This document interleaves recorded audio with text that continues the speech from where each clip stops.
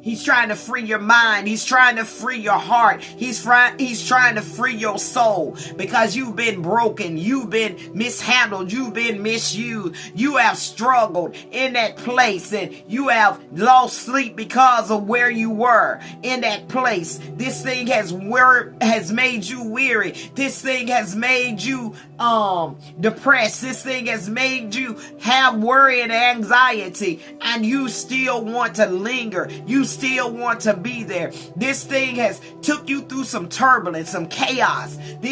Some of them have put their hands on you, and they have treated you harshly. Some with their mouths. They've called you things that they shouldn't call you, and you are still trying to hang around in Sodom and Gomorrah, and you didn't even know that it was about to be destroyed. That thing that you have been calling the Lord about, that thing you have been sending the Lord a prayer up, an outcry for. He heard the prayer. He heard your cry. But now that he's come to get you out of there, you still want to stay.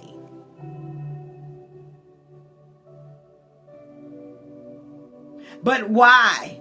It's time to stop looking back, because you've been rescued.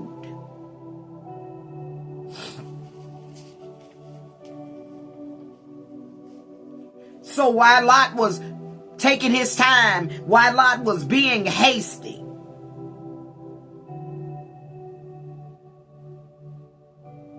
he was wasting time. See, a lot of time, a lot of our problems is we like to hesitate on things.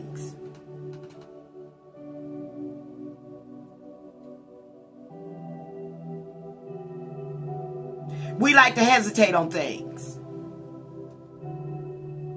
And we like to wait instead of moving. We like to wait instead of getting on down and getting on out of the place where we have been released from. And see, what Lot was doing is Lot was wasting time. To waste time. But because God is time and God is in time, he preserves, because God is in time, he preserves time. And he gives us a time to escape. And he gave Lot a time to escape, even though he was being hesitant. What are you being hesitant on? What has God told you to do? Where has God told you to leave? Where has God told you to move to? Where has God told you to go? And you're still sitting. You're still wasting time. You're still lingering. You're still sitting in the same place because you're being hesitant. Because you don't want to leave where you are. Because that thing has become comfortable. That place has become comfortable. Those people have become comfortable for you. What are those relationships, friendships he told you to come out of, to walk away from? Those relationships. But you still sitting there. So in 17, and it came to pass when they had brought them forth abroad, that he said, escape, run for your life, look not behind you, neither stay thou in the valley. Well, in the plain, escape to the mountain, lest thou be consumed.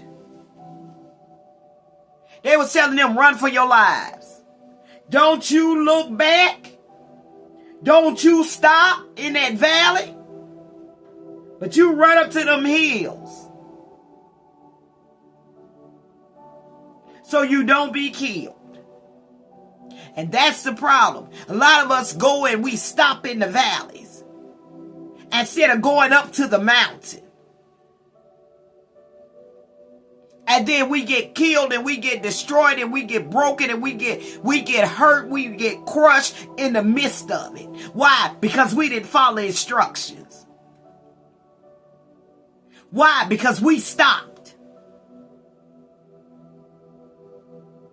We stopped right there in the valley, in the low place, instead of trying to get up to God, to the high place, where we would be protected, where we'd be covered. Because Psalms 91 says, he that dwelleth in the secret place of the Most High God should abide under the shadows of the Almighty.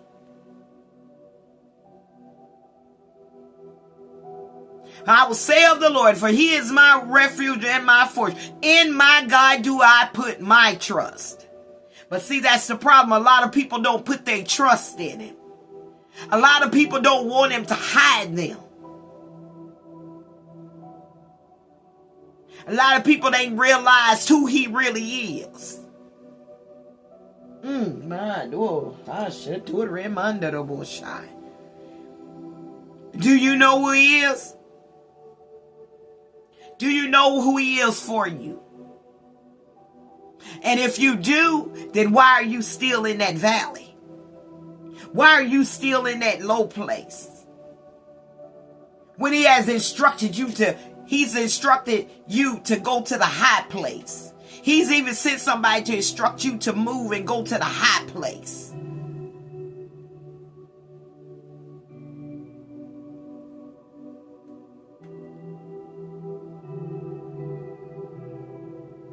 If you want to live and you want to survive, you got to keep running. You've got to keep moving.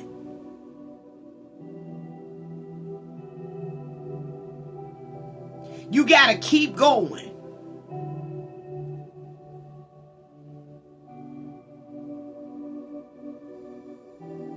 You got to walk and not faint.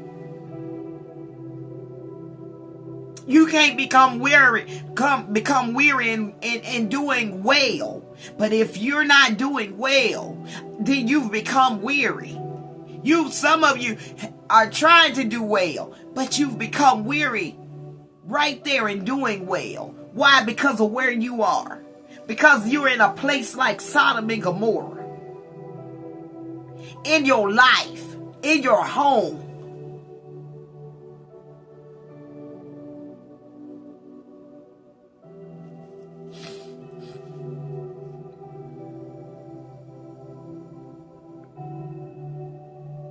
And then it says in 24, then the Lord rained upon Sodom and upon Gomorrah brimstone and fire from the Lord out of heaven. Then the Lord suddenly, he did a suddenly thing. He sent brimstone and fire down. Some commentaries say sulfur. But it made me, let me tell you, it made me think about the end. And how the fire is going to be. And how it spoke about brimstone and sulfur and the fire.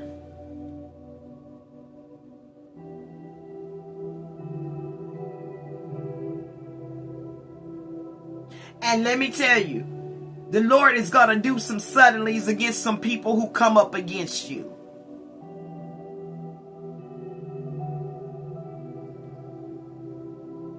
When he hears your outcry, because you're his child, he's going to come and see about you. Because what concerns you concerns God. As what concerns God should concern us. And that place concerned the people because there was so much terrible stuff there.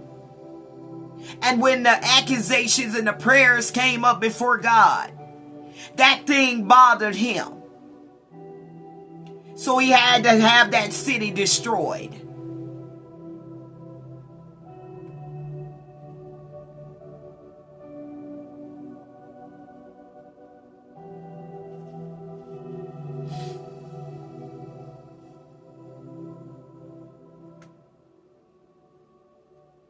And he's going to deal with them because of their ways, because of their actions, because of the conversations they've had about you, some of the things they've done to you.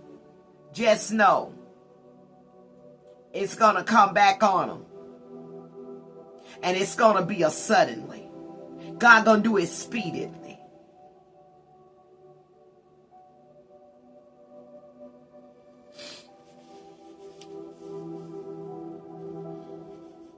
It's going to be that suddenly that you know that it was God.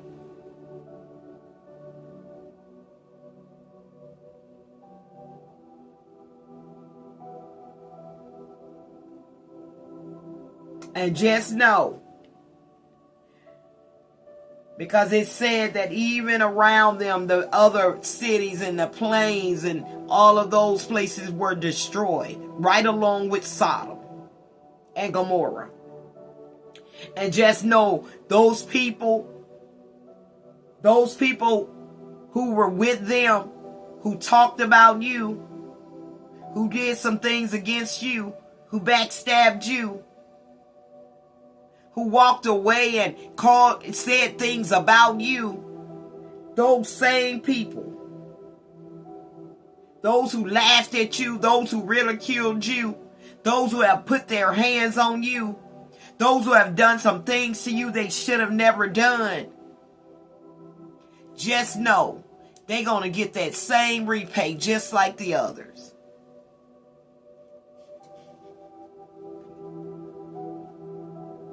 Why? Because they did wrong. And they were involved in it just as well as the others were involved. And that's why they got, because they were indulging in the same thing Sodom and Gomorrah did. But nobody never says anything hardly about those other cities, that valley, that plains, that those people were destroyed as well. And it's right there in the passage. It tells us that right there in this scripture.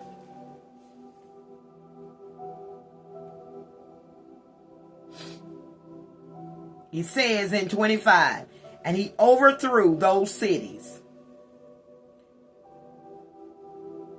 and all the plains and all the inhabitants of the cities.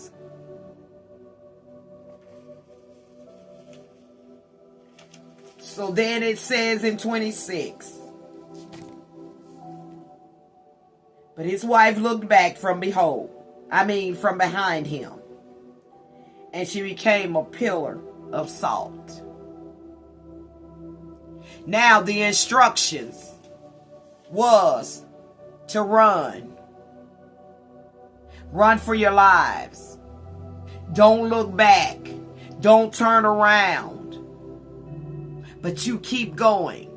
Don't even stop in that plains of the valley. Don't you stop there. But you get up to the mountain so that you don't be killed, so that you don't be destroyed right along in this destruction that is fixing to take place. But she turned around and she went back. And that's where our message is coming from tonight. For you to stop looking back, because you have been rescued. See, what Lot's wife did is she turned around and looked back. And there has been so many conversations about her. But and I'm not saying this, but I'm just speaking hypothetically. What if she turned around because of the cries of the folks that were being burnt from what the Lord was sending from heaven? What if she heard a familiar voice that caused her to turn back around, and she hearkened to those familiar voices instead of hearkening to the word that God had spoke, to not turn around, not to run, that he spoke through the angel, not to look back, not to turn around, not to stop in that valley, but to get to the mountaintop? What if that was some of the thing? What if she had best friends in that place that she wanted to go back and see? She wanted to, that now she's hearing voices that's so familiar to her. But let me share with you, sometimes those familiar voices will get you caught up. Sometimes those familiar voices will get you trapped again. And just know, there's going to be some people going to try to come back. There's going to be some people going to try to come back in your life. But don't you turn around and go back. Don't you come out of where God brought you from and turn around and go right back to those people. If he gave you a way of escape, it was for you to stay out of it. It was not for you to return back to it. Because if you return back, you may not be able to escape the next time. If he's warned you already to come out of that and he's giving you a way of escape, then you better find your way coming out of that. For it'll be a time that you can't escape. Ha, you're the bullshit.